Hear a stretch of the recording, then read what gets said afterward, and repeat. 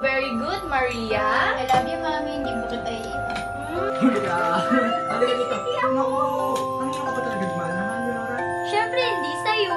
Aba, dahil mabait ako? Dahil maganda ako. Mahal kita. Kaya kita tinuturuan, Teresa. Anong baon nyo? Ikaw muna. Ikaw, Teresa, anong baon mo? Pinagbaan ako ni Mami ng cookies. Ikaw, Maria, anong baon mo? Wala kasi akong baon pero meron akong pera. I can buy anything. Wow! Ang dami naman yan. Siyempre. Gusto niyo ba makita yung akin?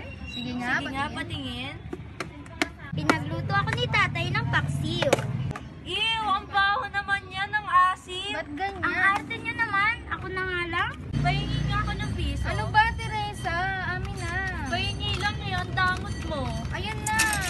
Kasi Bakit naman ba kayo nag-aaway? Sorry. Kumapit kayo mga bata, nawalan tayo ng preno. Tatay! Mami!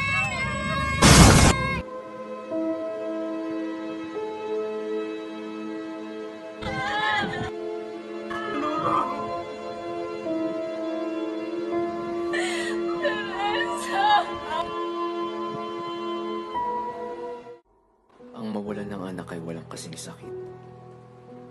Hindi ka ba napapagod umiyak?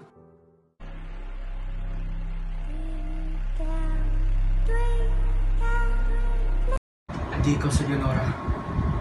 Matagal nang patay ang anak ko. Okay, class, good morning.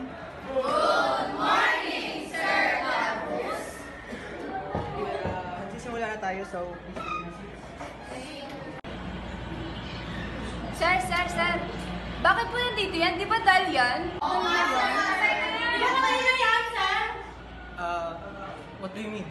Siya si Leonora, anak ko. Sumama ka sa akin. Sir, nasasaktan po ako. Sir De La Cruz, tama na yan! Marami ako natatanggap na reklamo dahil dun sa manikang pinagdadadala mo.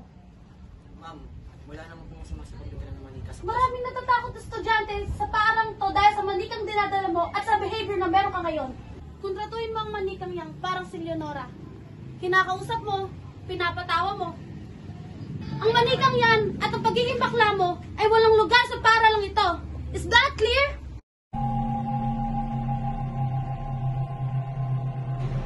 Alam mo ba, Teresa? Sumis ka lang ni Mami.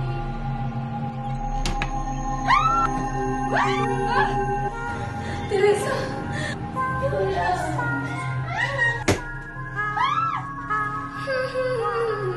Habulin